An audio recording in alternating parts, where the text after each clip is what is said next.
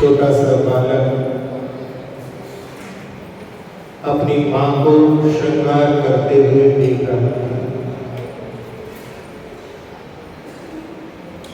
मां ने दर्पण में उसकी छवि देख करके पूछा,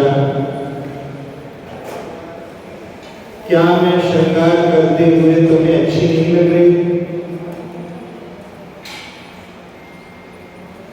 बच्चे ने कहा कि तुम फूलों से अपना श्रृंगार कर रही हो, इसलिए मुझे अच्छी नहीं लग रही। ये फूल बालों में, जूड़ों में शोभा नहीं देते, ये तो जहां पर उगते हैं उन पेड़ों पर, उन पौधों पर शोभा देते हैं। जब उनको वहां से दूर कर दिया जाता है तो ये मर जाते हैं, और मरे हुए फूलों से जो अपनी शोभा बढ़ाना चाहता है वो मुझे अच्छा नहीं लगता। वो छोटा सा बालक और कोई नहीं, भगवान महावीर अपनी बाल्य अवस्था में थे, और त्रिशला ने उन फूलों को जो सजाने के लिए लगाने वाली थी उनको छोड़ दिया। आज राजर्षि अमोघ वर्ष मुनिराज अपने प्रश्नोत्तर रत्न मालिका में एक प्रश्न रख रहे हैं, कस्मै नमः सुरैरपि सुतरां क्रियते, कि किसके लिए देव भी जो है अच्छी तरह से नमस्कार करते हैं। और उत्तर में वो कह रहे हैं, दया प्रधानाय, जो दया से भरे हुए होते हैं देव उनके लिए भी प्रणाम करते हैं। महात्मा गांधी जिन्होंने एक बार महावीर जयंती पर प्रवचन या उपदेश देते हुए कहा था कि मैंने अपनी बुद्धि के अनुसार बहुत सारे धर्मों का अध्ययन किया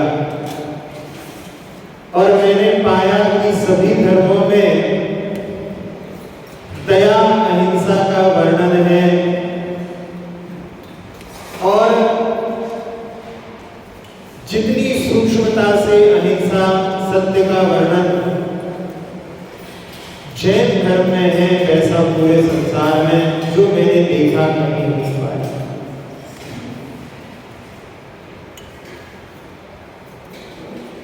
गांधी जी जब एक बार उनके लिए नीम की पत्तियों की आवश्यकता थी तो उन्होंने काका कालेलकर से कहा कि 3 पत्तियां तोड़ करके लेकर के आओ,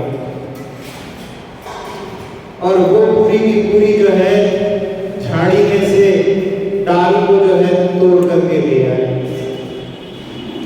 गांधी जी ने जैसे ही देखा तो उनके चेहरे पर जो पीड़ा के भाव उभरे, उससे काका कालेलकर दहल गए कि ऐसा मैंने कौन सा बड़ा अपराध कर दिया।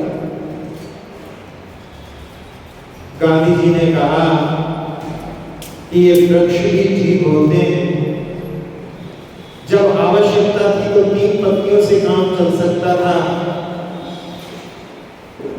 उनको अपनी गलती समझ में आई, उन्होंने क्षमा मांगी और कहा कि मैं जीवन में कभी भी ऐसी गलती दोहराऊंगा। जब ऐसे दया के भाव जहां पर उमड़ते हैं तो वहां पर देव भी जो है उनके लिए नमस्कार करते हैं। कुछ लोग तो ऐसे होते हैं, कुछ जीव ऐसे होते हैं कि अपने स्वामी की रक्षा में तत्पर हो जाते हैं। जंगल में जो अपनी भैंसों को चराने के लिए लेकर के गया है, उनको पानी पिला करके और बाहर निकलता है और एक शेरनी उसके ऊपर जो है आक्रमण कर देती है। कान के ऊपर जो है वार हुआ है, खून की धार बह रही है, जमीन पर पड़ा हुआ है और भैंसे वहां से आकर के देखती हैं कि हमारे स्वामी के लिए जो है शेरनी बस उठाने ही वाली है। 6 की 6 भैंस उसकी ओर दौड़ी और अपने सींगों के माध्यम से, जहां पर उससे शेरनी से डरते हैं लेकिन उस समय में अपनी जो स्वामी के प्रति रक्षा के भाव हैं उसके लिए वो अपने सींगों से उसको डराने का प्रयास करने लगी। चारों जो है चारों ओर उसके घूमने लगे, अपने सींग को दिखा रही है तो शेरनी भी वहां पर डर करके भाग गई। तो जो अपने स्वामी की रक्षा के लिए वहां पर जब तत्पर होती है, आचार्य कुंद स्वामी ने जीवाणम रक्षणम धर्मो, जीवों की रक्षा करना धर्म बताया है। एक व्यक्ति की जो गायें जो है लौट करके जंगल से नहीं आई, उनको पकड़ने के लिए अंधेरा हो रहा था, ढूंढने के लिए जंगल में जा रहा था। कुत्ते साथ में उनका ही जो पालतू था लग गया, उसको मना किया लेकिन माना नहीं, वो बार बार जो है मना करने पर भी आ रहा। जंगल में गए तो एक तेंदुआ जो है उसके ऊपर आक्रमण करने को तत्पर हो गया। तो उस समय में जो स्वान था वो उस तेंदुए से भिड़ गया। अपने स्वामी की रक्षा करने के लिए अपने प्राणों का बलिदान दिया। तो जब कोई अपने लिए कोई कुछ करता है, अपने स्वामी के लिए कुछ करता है, तो वो जो है दया कहा जाए कि जो है सार्वभौमिक प्रशंसनीय नहीं होती। प्रशंसनीय तो है लेकिन एक सार्वभौमिक सबके जीवों के प्रति जो दया होती है, जिससे कोई अपना संबंध नहीं है, उनके प्रति यदि दया होती है तो वो दया देवों के द्वारा भी जो है नमन करने योग्य होती। क्योंकि देव लोग सोचते हैं कि हम लोग किसी के ऊपर यदि दया करते हैं तो हमें तो कोई पीड़ा होती नहीं। मनुष्य या जीव को यदि किसी के ऊपर दया करता है तो उस समय में अपनी पीड़ा का भी ख्याल नहीं रखता, अपनी परेशानी का भी ख्याल नहीं रखता। इसलिए देव भी जो है उस दया के भाव को जो है नमन करते हैं। अमरचंद जी दीवान जब एक गवर्नर की जयपुर में हत्या हो गई तो उस समय में अंग्रेजों ने कि जब तक हत्यारा पकड़ा नहीं जाएगा तब तक जो है प्रतिदिन हजारों लोगों को जो है मौत की घाट उतारा जाएगा। अमरचंद जी दीवान ने सुना कि निरपराध लोग इतने सारे मारे जाएंगे और मन में दया का भाव इतने जीवों के घात के प्रति उन्होंने जाकर के कबूल कर लिया, स्वीकार कर लिया, जबकि किसी की हत्या करने की बात नहीं थी, लेकिन उन्होंने स्वीकार कर लिया कि मैंने जो है उस गवर्नर को जो उन्होंने फरमान जारी किया था उसको वापस ले लिया। और इन्होंने जब से स्वयं स्वीकार किया है तो इनके लिए मृत्यु दंड दिया। आखिरी इच्छा जब पूछी तो उन्होंने कहा कि दीवान जी का जो मंदिर है उसमें भगवान के दर्शन करना चाहते हैं और वहां पर आदिनाथ भगवान के सम्मुख जाकर के नमन किया और अपनी मन की पीड़ा व्यक्त की कि भगवान मैंने आत्मघात नहीं किया है, मैंने तो जीवों की रक्षा करने के लिए इसको स्वीकार किया। वैसे ही मेरी आयु कितनी बची। और जब उन्होंने कि अंतिम बार भगवान आपके दर्शन कर रहे हैं, अब तो पुनः आपके दर्शन मिलेंगे नहीं, और ऐसे भावों से जब भगवान के चरणों में उन्होंने नमन किया और उसी समय में उनके प्राण पखेरु हो गए। अंग्रेज लोग दंग, लेकिन उनकी जो प्रथा होती है उस मरे हुए शरीर को ही उन्होंने फांसी पर चढ़ा करके अपनी कार्यवाही पूरी। तो जब अपने ऊपर आपत्ति लेकर के कोई दूसरों के लिए कुछ कार्य करता है तो वो प्रशंसनीय होता है। एक शेर सिंह नाम का एक पहरेदार, जहां पर राजा के लिए ऐसी असाध्य रोग हो गया जो ठीक नहीं हो रहा था, और कोई सिर्फ एक वैद्य ने बता दिया कि इसके तो लिए आपको जो है रक्त से स्नान करना पड़ेगा। धारा के राजा, और वो भी केवल ऐसा नहीं, 900 नव दंपतियों की जो अभी अभी शादी हुई है उनके रक्त से आप स्नान करोगे तो आप ठीक हो जाओगे। और अपनी प्राण बचाने के लिए, आयु बचाने के लिए व्यक्ति और कोई राजा हो तो क्या नहीं कर सकता, जोड़े के जोड़े जो है जहां जैसे मिले उनको जो है जेल में डालते जा रहे हैं। और वो तिथि भी आ गई थी जिस दिन सबको जो है बलिदान देना था। शेर सिंह वहां पर पहरेदार था। उसने जाना कि इतने सारे जीवों की यहाँ पर हत्या होने वाली है और मैं इसमें यदि कुछ करूंगा तो मेरी जो है जान अवश्य चली जाएगी, लेकिन मैं अपनी जान की परवाह नहीं करता हूं। इतने सारे लोग, उसमें तो यही लोग नहीं है, नववधु है, आगे कितनी संतति, आगे कितनी जो है कुलों की जो है रोशनी इससे बुझ जाएगी। और उसने सबको जो है रात के समय में कि सब लोग जो है जल्दी से निकल जाओ। जब राजा को पता पड़ा तो उसको मारने के लिए सैनिक भेजे। उसने फिर भी वहां पर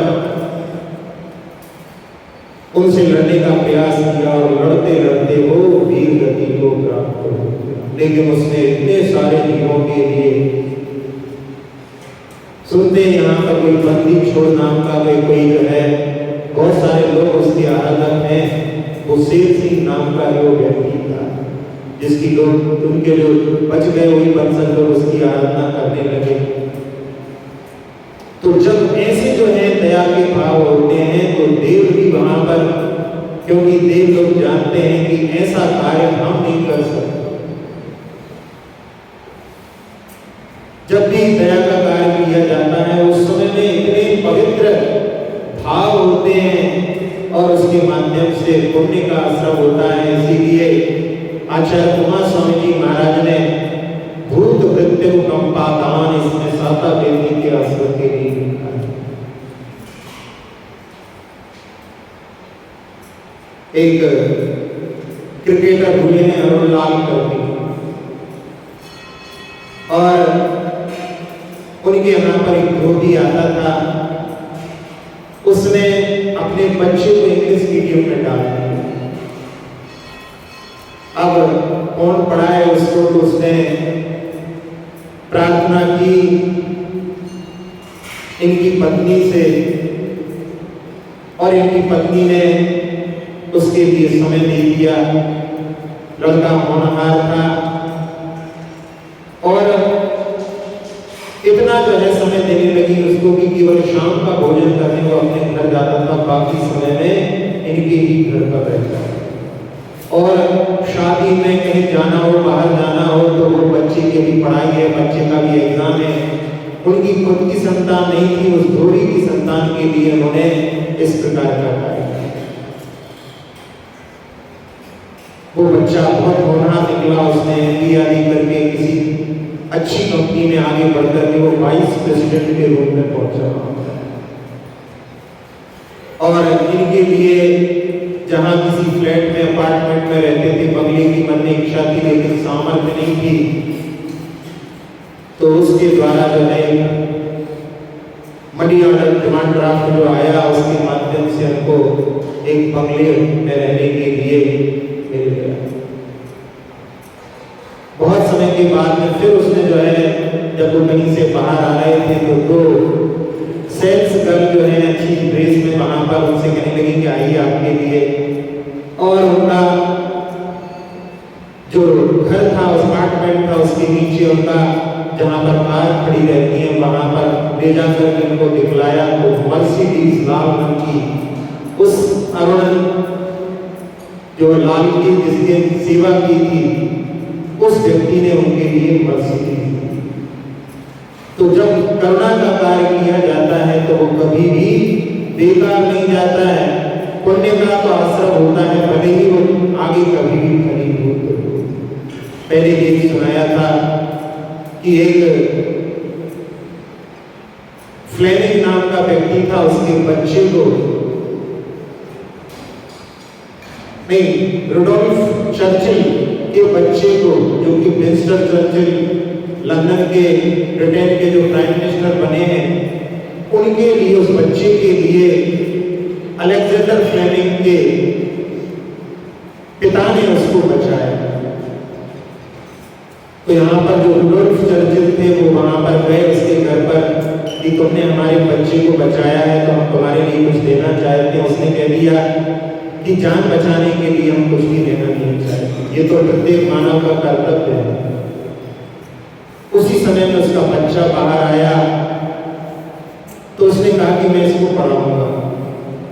पिता ने कहा कि मैं इसके तरक्की में क्यों बाधा बनूं, और उसने इसको पढ़ाया। वो चल करके आगे डॉक्टर बना और उस डॉक्टर ने, अलेक्जेंडर फ्लेमिंग ने पेनिसिलिन की खोज की, उसको सर की उपाधि दी गई। और बाद में जब ये विंस्टन चर्चिल बीमार हुए तो उस पेनिसिलिन के माध्यम से उनकी जान बची। तो जब कोई किसी की मदद करता है, सहायता करता है, दया के भावों से मरता है तो वो आगे अवश्य ही जो है ऐसे पुण्य का संचय करता है कि जो आगे भी भविष्य में उसके लिए सहायक होगी। इसीलिए यहाँ पर जिस बात को अपन लेकर के चलते हैं कि वो दया का गुण प्रशंसनीय है, देव भी उसको प्रणाम करते हैं। एक रीवा के राजा बिहार में किसी उनके क्षेत्र पर गए हुए थे गंगा के किनारे, और वहीं पर एक कसाई खाना था। एक कसाई बहुत सारी गायों को जो है उस कसाई खाने के लिए ले जा रहा था, और राजा ने देखा यहाँ पर कोई मेला लगा हुआ है धार्मिक और ये जीवों की हत्या होती है। उन्होंने सारे गायों को जो है अपने सेवकों को आदेश दे दिया कि उस कसाई से छुड़ा लो। और वो कसाई जो है अंग्रेज का था, उसने जाकर के सरकार से शिकायत कर दी। और राजा ने उस समय में जब बात आई तो कहा कि ये धार्मिक क्षेत्र है, यहाँ पर जीवों का वध नहीं होना चाहिए। तो उन्होंने कहा कि आपने जो गाय ली है उनके आप पैसे दे दो कम से कम। तो उन्होंने कहा हाँ ठीक है, इनके पैसे हम देने को तैयार है, राजा है तो कोई बात नहीं है। और उस समय में उन सारी गायों को वो रीवा में लेकर के गए, और उस समय में उन्होंने एक गौशाला खुलवाई। वो गौशाला आज भी चल रही है, कई वर्षों पहले की घटना है। तो ऐसे जो कार्य होते हैं वो सबके लिए मन में जो है आह्लाद देने वाले होते हैं। एक कन्या जो अपाहिज थी, घर में अपने बहुत बड़ा घर था, और जब पोस्टमैन पत्र लेकर के आता था तो वहां पर दरवाजे पर बोलता था। वो जो अपाहिज थी तो अपनी बैसाखियों के माध्यम से आने में उसको दरवाजे तक बहुत समय लगता था। और उसने कहा कि डाकिया भैया आप जो है पत्र को डाल करके चले जाया करो, हमें आने में बहुत समय लगता है।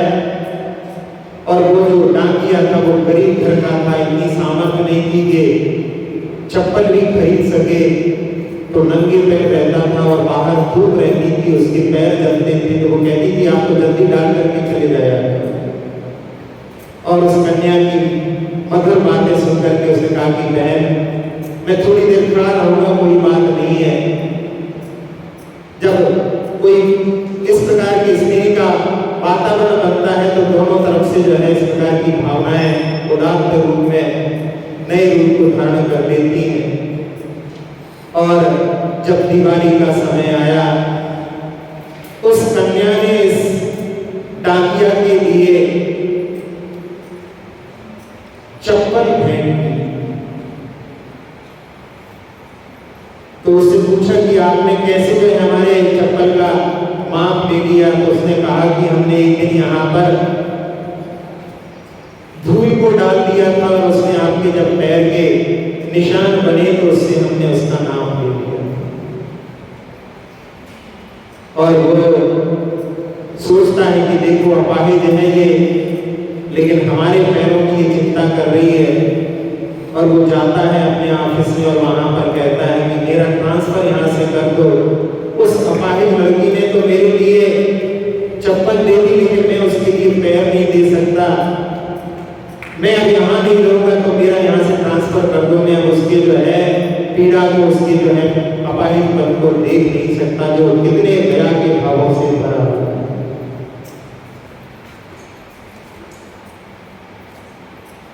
आगम के बारे में जहां वो कथानक आप लोगों के लिए स्मरण में है कि जो धीवर, जिसको कि भीमर बोलते हैं, मछली पकड़ने का काम करता है, महाराज से निवेदन कर रहा है कि महाराज हमारे लिए भी कोई करुणा का मार्ग बताओ।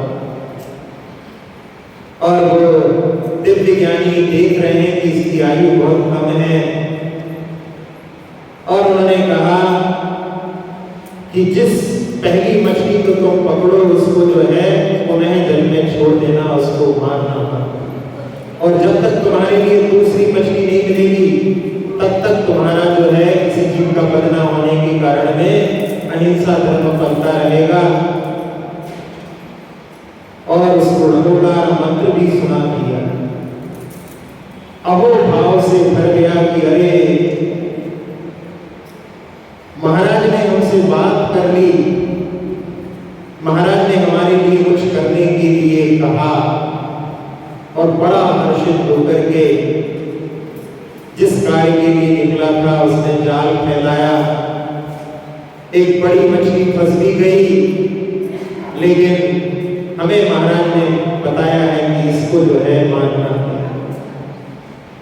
और मन में ऐसे भाव हो गए कि ये यदि फिर से पुनः यदि जाल में आ गई तो इसको एक बार छोड़ दिया तो दूसरी बार में भी मान लेंगे, तो भी वहां पर कहां पर इसको अपने जीवन दान दिया। तो इसको जो है कुछ पहचान के लिए इस पर कि ये पुनः यदि आ जाए तो इसको तो अब अपने को कभी मानना नहीं है। तो एक कपड़े का धागा आदि कुछ लेकर के चिंदी आदि जो है उसके जिस स्थान पर पूंछ आदि पर बांध सकता था उसने उसको बांध दिया। सोचा यहीं पर फिर पकड़ूंगा तो ये फिर हाथ में आ जाएगी, तो थोड़ा 1-8 किलोमीटर दूर जाकर के पकड़ता हूं। अब इसको तो वहां पहुंचने में समय लगता है, लेकिन जो पानी में चलने वाली है उसको क्या समय लगता है। और जाल डाला तो पुनः वही मछली। मन में खेद उत्पन्न नहीं हुआ, मन में भाव है कि अरे गुरुदेव ने हमारे लिए कुछ कहा है, मैं उसका पालन कर रहा हूं। हर्षित होकर के पुनः उसको छोड़ दिया। फिर जो है दूसरी जगह जाकर के किया, ऐसे 4-5 बार उस मछली को जो है छोड़ता है, वही मछली पुनः उसके जाल में आती है। और जब आखिरी बार छोड़ता है तब तक जो है सूर्य अस्ताचल पर अस्त होने वाला है। अब समय नहीं है, कुछ भी आज हाथ में नहीं है, खाली हाथ में जा रहा है। रघुनाथ मंत्र जो है उसके स्मृति में है, उसको दोहरा रहा है। और बड़ी प्रसन्नता के साथ में कि गुरुदेव ने कृपा की है हमारे ऊपर। और पत्नी जो है द्वार पर खड़ी है झोपड़ी के, और दूर से ही अनुमान लगा रही है कि आज दिन का जो कुछ भी जो है सामान है इनके पास में खाली लगता है। यदि भार होता तो चाल अलग होती। ये तो ऐसा लग रहा है कि जैसे गए थे वैसे ही आ रहे हैं। पूछती है तो उस समय में वो सारी घटना सुना देते हैं और उस समय में वो क्रोधित होकर के कहती है कि जाओ वही महाराज के पास, वही के साथ में रहो, यहाँ पे घर पे काहे को आए। और वो दरवाजा अपना झोपड़ी का बंद कर लेती है। वहीं पर एक पेड़ की जड़ जो ऊपर भी निकली रहती है उसको सिरहाना बना करके वो वहीं रात में सो जाता है और एक सर्प उसको वहां पर डस देता है। मरण को प्राप्त हुआ। पत्नी देखती है, सुबह रोती है और उस समय में सोचती है कि देखो इन्होंने तो साधु से नियम भी ले लिया, अपना कल्याण भी कर लिया और मैंने देखो इनको जो है पनाह दी थी, इसके कारण इनका मरण हो गया। अब उसके मन में उनके प्रति बड़ा करुणा दया का भाव और मन में ये सोचती है कि इनकी जैसी गति हुई हो वैसी मेरी गति हो और इनका जो नियम था वो मेरा भी नियम है, ऐसा कह करके सांप के बिल में हाथ डाल देती है और स्वयं भी जो है मरण को प्राप्त है। जहां उत्पन्न हुआ है उस धीवर का जीव, माता गर्भवती है और एक बड़ी बहन है विवाह के योग्य। इतना अंतर उनके बीच में। और मंत्री पुत्र जो है उससे विवाह करना चाहता है जो कि व्यसनों में लिप्त है और ऐसे ओहदे पर है, यदि नहीं करते हैं तो सब कुछ नष्ट कर सकता है और करते हैं तो धर्म भ्रष्ट होता है। तो अपनी बहन अपनी बेटी को जो है वो वहां से दूर ले जाने के लिए कोशिश करता है, लेकिन पत्नी गर्भवती है, पूरा समय होने को है। यदि इसको लेकर के चलूंगा तो रास्ते में दिक्कत होगी, तो अपने मित्र के यहाँ पर उसको छोड़ करके चला जाता है। पति दूर हो गया है, पैसे की दुखी है और गर्भ का भार के कारण में उसकी दशा ठीक नहीं है। तो महाराज वहां से निकलते हैं, एक की दृष्टि पड़ती हो, कहते हैं कि देखो ऐसा कौन सा जीव आया है कि मां की ऐसी दुर्दशा हो गई। महाराज कहते हैं कि तुम्हें इसके भविष्य के बारे में ज्ञान नहीं है। ये पुत्र तो जो है राजा के द्वारा सम्मानित होगा, राजा से जो है कन्या प्राप्त करके राजा का जमाई बनेगा। और यहाँ जिस मित्र ने पनाह दी है उसके कान में ये शब्द पढ़ते हैं और मन में सोचता है कि मैं जिसको सहारा दे रहा हूँ, आसरा दे रहा हूँ, वो इतनी तरक्की करेगा। ईर्ष्या का भाव दूसरों की तरक्की जो है सहन नहीं होने देता, वो ईर्ष्या कहलाता है। और उस समय उसने मन में ठान लिया कि अब ये जन्म लेगा तो इसको जो है कैसे तो तरक्की प्राप्त कर सकता है मेरे होते। और जब जन्म हुआ वो मूर्छित थी, उस पुत्र को जो नवजात शिशु है एक चांडाल के लिए सौंप दिया। लेकिन जिसमें पूर्व में उन मछलियों के ऊपर दया का भाव दिखाया था, तो उसके माध्यम से ऐसी पुण्य का अर्जन किया है कि वो चांडाल भी जो पैसों के लिए ये कार्य करता रहता है, लेकिन उस शिशु को देख करके उसके मन में दया आ गया और उसको एक एकांत स्थान पर छोड़ करके चला। वहां से एक काफिला निकलता रहता है और उसमें बच्चे की उधर की आवाज सुन करके पहुंच जाते हैं। कई बार होता है ऐसा, बच्चों को जो है लोग छोड़ देते हैं। एक बार एक कन्या को ऐसे जो है कचरे में छोड़ दिया जहां पर कीड़े उसको काट रहे। एक पुलिस वाला वहां से निकला और उसने जब उस कन्या को देखा तो उसको उठा लिया और और वो कन्या जो है उससे इतनी मतलब पीड़ा में थी, उससे चिपक गई। वैसे जो है क्रूर हृदय वाले होते हैं, लेकिन उसकी पीड़ा को देख करके उस पुलिस वाले की आंखों में भी आंसू आया, और जहां कीड़ों ने जो उसको खाया था उसकी नाक को जो है उतर दिया। बाद में उसने जहां पर रखा उस कन्या के लिए प्लास्टिक सर्जरी के लिए उस पुलिस वाले ने दान किया। तो वो बच्ची की आवाज सुनकर के एक परिवार ने उसको गोद में भी लिया। उनकी संतान नहीं थी, घर जा रहे थे कि भाई हमारा पुत्र उत्पन्न हुआ है, उसका जो है उत्सव है, और वो परिवार जो और कोई नहीं था। यहाँ पर जो सेठ जिन्होंने उस पुत्र को मारने के लिए भेजा है उसी के बहनोई का परिवार। और जब उसको खबर मिलती है कि हमारी बहन के यहाँ संतान उत्पन्न हो गई है, तो मन में सोचता है कहीं कोई तो नहीं पहुंच गया, यहाँ तो कोई खबर थी ही नहीं। और वहां पर जाकर के देखता है तो वो समझ जाता है कि ये तो लगता है चांडाल ने अपने कार्य को संपादित नहीं किया। और उस समय में कहता है कि पहली प्रसूति तो जो है भाई के घर में होती है, आपने बताया नहीं, चलो ठीक है कोई बात नहीं, लेकिन आपने इसको लेकर के क्या ईर्ष्या का भाव किसी भी तरह से हो। मुनिराज के वचन सुनकर के भी जो है मन में कि भैया उसको तो राजा के द्वारा सम्मानित होना है तो होगा ही, नान्यथा बाधिनो मुने, वो अन्यथावादी नहीं होते, लेकिन फिर भी ईर्ष्या कहती है कि नहीं मुझसे आगे कैसे जो है निकल सकता है। और फिर उसको जो है बच्चे को एक किसी के लिए दिया, वो भी लेकर के गया, और उसके मन में भी उसके प्रति करुणा का भाव, वो भी उसको एकांत स्थान पर छोड़ करके चला गया।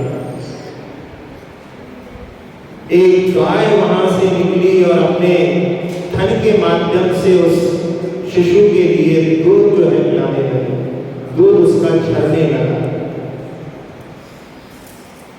उसको जो संभालने वाला था ग्वाला ने देखा और उसने अपने स्वामी से कहा कि देखो ये बालक, तो उस ग्वाले ने जो है इसका जो है पालन पोषण प्रारंभ कर।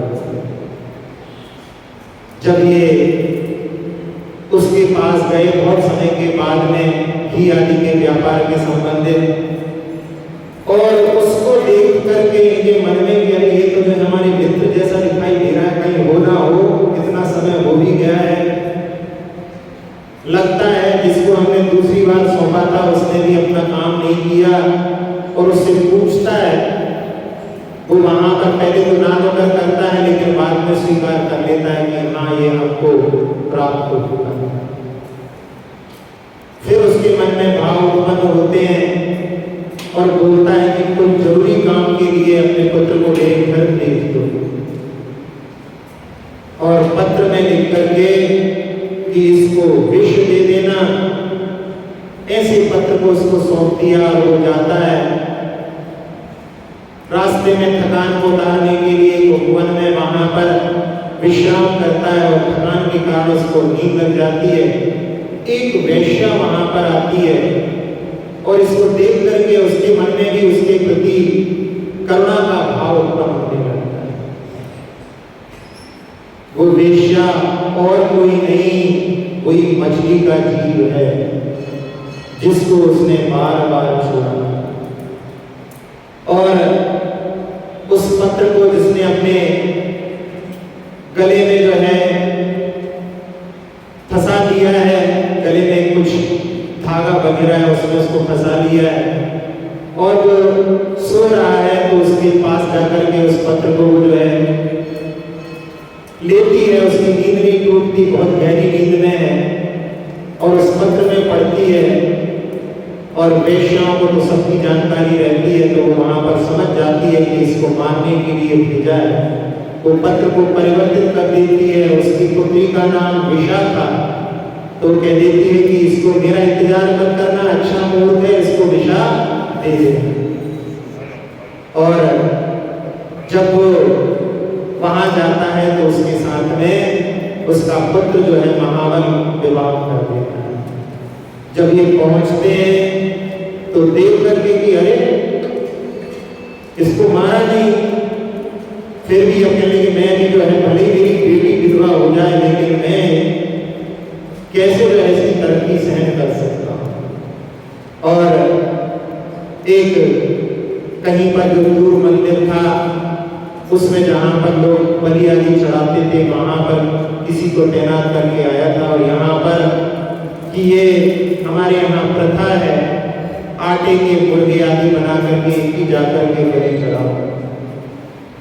लेकर के वो निकला और इतने में उनका जो साला था वहां पर महावर आकर के पूछने लगा, जिया जी कहाँ जा रहे हो? तो उन्होंने कहा कि पिताजी ने ये दिया है वहां पर जाना है। अरे कहले आप परिचित नहीं हो, मैं तो करता रहता हूँ, मैं ले जाता हूँ। और जब वो अपने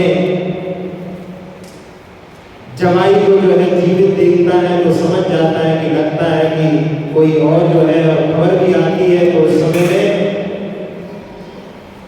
रुदन करता है। पत्नी कहती है कि तुम जो है बूढ़े हो गए हो, सठिया गए हो, तुम्हारी बुद्धि काम नहीं करती, मैं देखो मैं जो है तुम्हारे काम को करके दिखाती। लड्डू बनाती है, एक काले लड्डू एक सफेद लड्डू। और उस समय में जो काले लड्डू रहते हैं उनको जो है वो ठीक रखती है, लेकिन सफेद लड्डू को जो है निश्चित कर देती है। और परोसने के लिए वहां पर जब बोला जाता है उसको तो वो उस समय में अपने पिता को जो है विष वाले लड्डू परोस देती है और जो पति के लिए बिना विष वाले लड्डू दे देती है। और इधर जो है उसका पिता जो कि इतनी बार जो है मारने का पुरुषार्थ कर चुका था, इतने पाप का अर्जन कर चुका था कि मरण को प्राप्त हो जाता है। और जब वो वहां से स्नान करके अभी जो इसकी सास आई है लौट करके और देखती है कि पति का निधन हो चुका है तो वो भी विष वाला लड्डू खा करके मरण को प्राप्त हो जाता है। सारी घटना जो है राजा के पास पहुंचती है और उस समय में इसके व्यापार को देख करके राजा बड़ा प्रभावित होता है और उसके लिए राजश्रेष्ठी बनाता है और धीरे धीरे जो है उसके व्यवहार को देख करके अपनी कन्या को उसके साथ में विवाह कर देता है। एक रिद्धिधारी मुनिराज जब उस नगर में आते हैं तो उनके समय में जो है उनके पिता भी वहां से लौट करके आ जाते हैं और वो प्रश्न करते हैं कि क्यों ये सब कुछ घटित हुआ इसके जीवन में। तब मुनिराज पूरी घटना जो कि आप लोग समझ चुके हैं कि इसने पूर्व में उस मछली को जो है बार बार जो है संरक्षण किया था, इसलिए इस भाव में भी इसका जो है बार बार संरक्षण हुआ। दया के माध्यम से उसने जो है अपने लिए ऐसे पुण्य का अर्जन किया जो इसको जो है बार बार भी ऐसे कारण करने के बाद में भी कोई इसका पाप वादा नहीं कर सका। तो जहां दया के बारे में अपन चर्चा कर रहे थे कि राजर्षि अमुकवर्ष कह रहे हैं कस्मै नमः सुरैरपि सुतराम किए थे।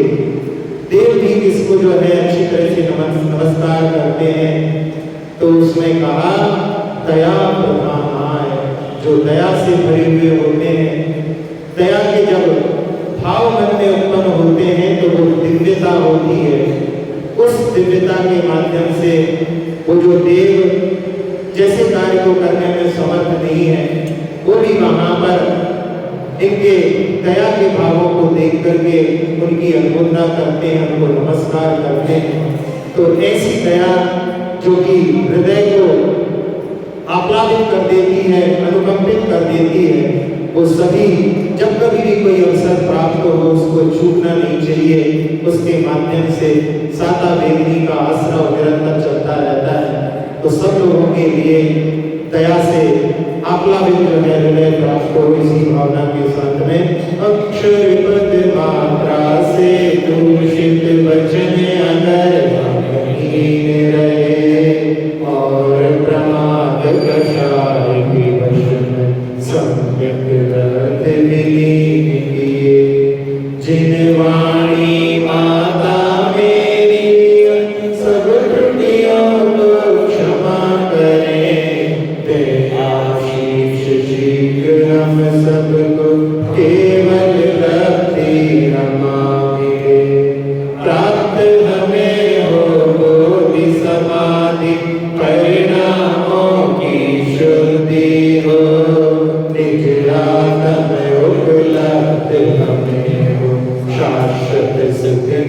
सिद्धि हो।